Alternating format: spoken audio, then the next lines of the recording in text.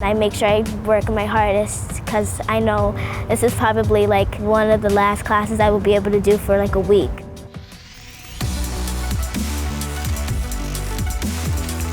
Whoa, my God! This is madness.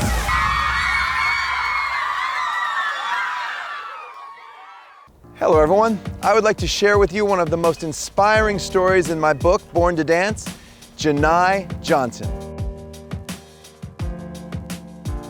When I was in the back seat when I was a baby, I would always listen to music, and then once my mom was on the phone, she would turn down the music and I would throw a tantrum.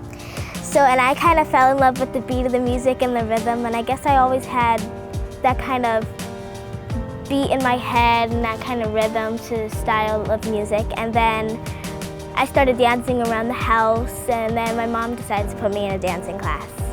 I was 2.5. And my dad was happy about that. He knew that I was always moving around, so he was kind of happy that I was doing something. And when I used to do all my recitals, it was kind of like he always came to support me, and he was so happy and joyful about me dancing.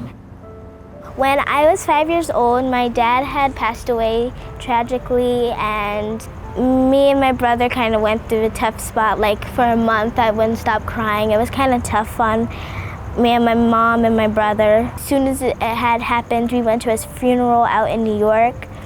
And when we went to go see him, I kind of didn't want to go and see him like that. So I kind of sat down the whole time. What helped us was to always stay busy, dancing and doing jobs and acting and doing all this stuff kind of helped us stay busy and not think about it as much.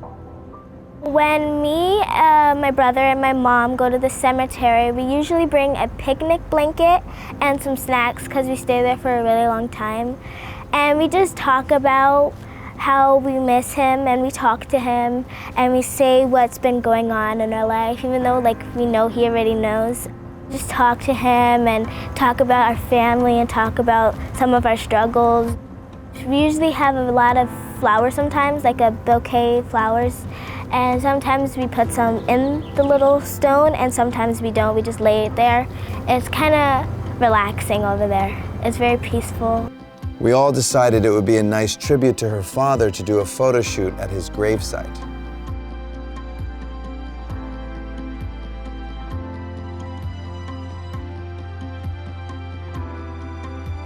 The image we created ended up being one of my favorites in the book.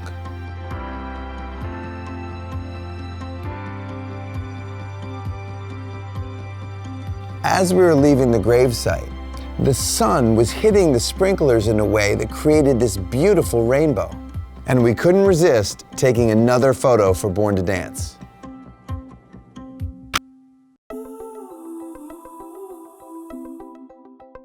I feel cold. I met Nia again in Los Angeles, and this time, we really wanted to have a lot of fun.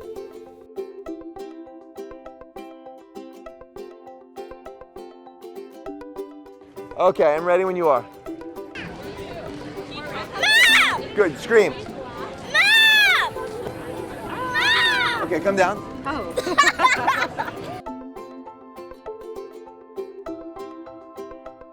Thank you so much. Thank you.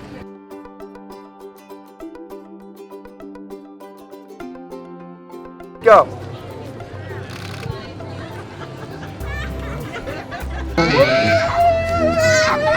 Stickers. That was awesome. Seriously, give me a hug. Those are like You're really yours. great. Thank you. Did you get that?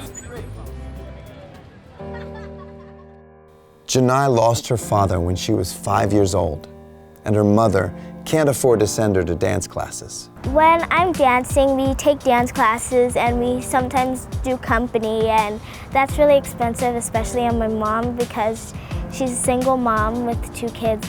I make sure I work my hardest because I know this is probably like one of the last classes I will be able to do for like a week. Even though I understand her struggles and that it's really expensive and hard for her, I'm very grateful that she even does it for me. Once he passed away, I kind of became stronger in my dancing, and I started doing competitions, and I started doing all these things than just doing recitals and just dancing for fun. I started doing it for a purpose, and that was when I realized I wanted to start dancing for the rest of my life. My brother is 16 years old. He's in high school. I was in school and this kid was bullying me, and he went up to the kid and told him to stop and was like protecting me. And sometimes we dance together, like he dances on one side of the room and I dance on the other. And sometimes we kind of like meet in the middle and dance together. But he doesn't like to do that often because he's like, I'm tough and I'm a boy. And we work on our tricks in the house and in the backyard because we have a lot of grass in the backyard. Sometimes we can get on each other's nerves, but he's awesome. Yeah, I love him. I know back then it was really hard for us, but now when I think about my dad, I know he's watching over me while I'm dancing, so I always work as hard as possible, and I know if he was here, he would be so proud of me and happy for me, and he would always be supporting me. I know my dad is watching over me, and that's why I will never stop dancing.